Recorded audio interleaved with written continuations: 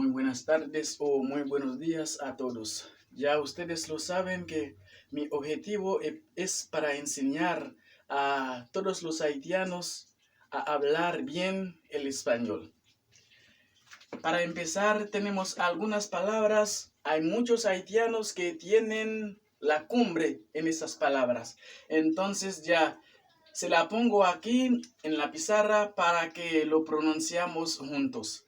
Por ejemplo, hay muchos haitianos que no pueden pronunciar bien esas palabras.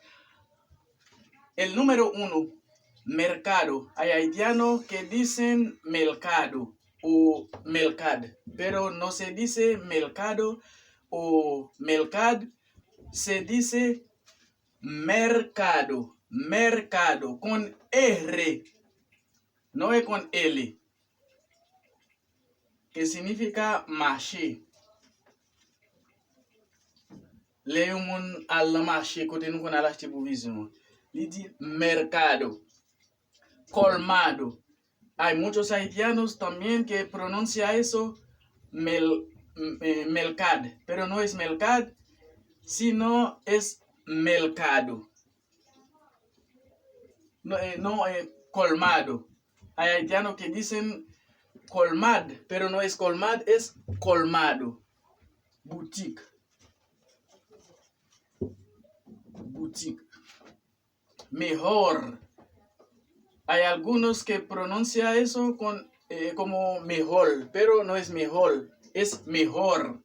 Mejor. Meilleur.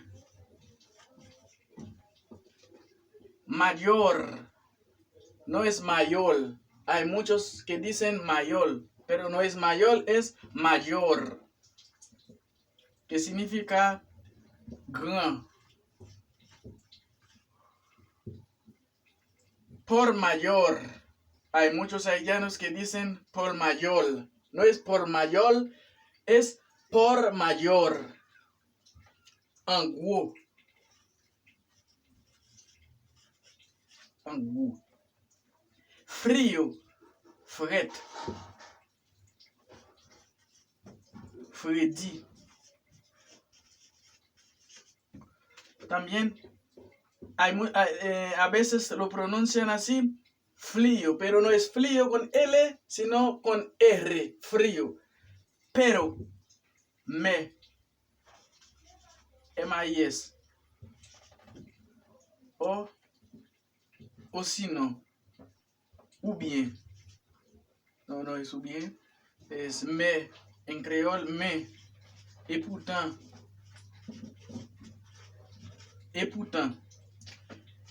No es pelo, sino pero. Hambre. Hay haitianos que dicen hambre. No es hambre, sino hambre. Hambre. Grand goût. Grand goût. Perejil. Perejil. No es pelejil. Perejil. Persil. Persil. Ça nous fait manger. Tin persil. Perejil. Ambriembre. Ambriembre. Ti grand goût. Ti grand goût. Hora extraordinaria. Hora extraordinaria. On peut plus simple. Pour nous capiller well, c'est-à-dire hora extra. Hora extra. Hora extra. Hora extra. Extra time. Ou bien l'heure extra. L'heure travail ou travail on l'heure supplémentaire. Hora extra. Mais mot complet c'est hora extraordinaria. L'heure extraordinaire. Extra time. En anglais, comme ça, on dit extra time. Extra time. En Haïti, on pas de travail. Je vais parler en créole même. Esquilibrar. Haïtien qui sont dominicains, ils prononcent ça caliblar. Il y a possible dominicain qui a mal prononcé. Ils dit calibrar ou bien escalibrar, pero las palabras no es calibrar, sino esquilibrar. Esquilibrar. La palabra es equilibrio, la palabra derivada, equilibrio.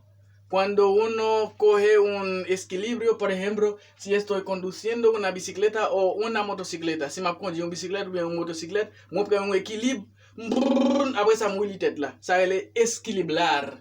Oui, pour nous quitter du mot ça, à faire calibrar là et pas calibrar lié. Esquilibrar. Mujeres, femme yo. Ça c'est pluriel femme. Femme yo. Femme yo. Muchachos. Gen pile moun qui dit muchachones. Li pas muchachones, mais li c'est muchachos. Parce qu'il pas gen en nada pour nous mettre es derrière pour nous dire muchachones, mais c'est muchachos. Ti messieurs yo. Ti messieurs. Ti messieurs yo. Reloj. Ça, moi, ça, y a pile là, c'est qu'on mal prononcer ça. Reloj. Mot à l'heure. L'homme mette un mot dans et tout pour contrôler l'heure. Ça, c'est reloj. Mot. Reloj. Reloj. Encore. Ajo. L'âge. C'est pas ajo. C'est ajo. L'âge, moun fait manger. L'âge ou fait manger. Ou calé ou pile dans épice ou fait manger avec là. Ahuga. Ça c'est mon qui a coude yo. Aiguille à coude. Aiguille. Comme ça les créoles. Aiguille à coude. Aiguille à coude. Ahuga. Almohada. Gen haïtien qui dit almohada, c'est pas almohada, c'est pas avec U. Sinon qu'on la ou, sinon qu'on la O. Almohada. Zorier. Zorier. Panes. Pan, un pan, ou dos panes. Un pan, unos panes. Yon pain, des pains. L'on mette pain au pluriel ou dit panes. Vendez-moi dos panes. Vends-moi deux pains. Pain. En pile pain.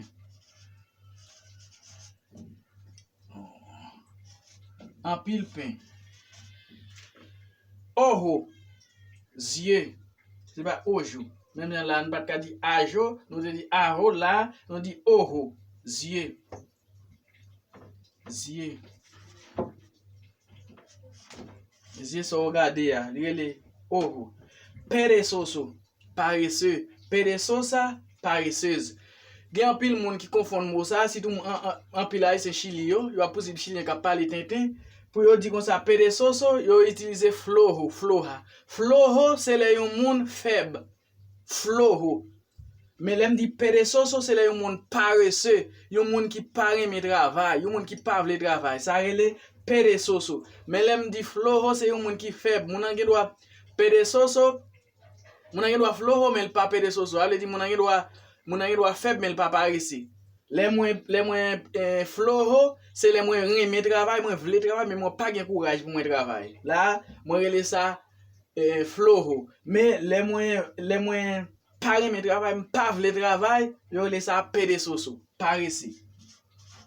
Paresseux. D'accord? Perezoso c'est pour garçon, perezosa c'est pour femme. D'accord? Ça c'est quelques petits mots moi te ban nous avant moi te faire quelques autres bagages mais bah c'est un règle moi à faire les m'am pral parler de toute partie dans caille m'a parler de lui même net les nous pral parler de partie corps humain nous pral parler de toute zone encore de en dedans ventre net pour survivre l'hôpital les nous pral parler de famille m'a parler de non toute bagaille les moi parler de travail m'a parler de toute profession. Tout bagay ça honnête. Matière ou apprendre l'école, moi vais parler tout de ça yo. Voyage, tout bagay net, n'a prend étape par étape, les nous va conjuguer verbe, n'a conjuguer verbe yo depuis dans temps présent, arrivé dans infini. Nous va parler de yo. D'accord? Pas de problème. Avec moi dans 3 mois n'a parler espagnol bien rapide, sans l'onanzi. Ciao. D'accord.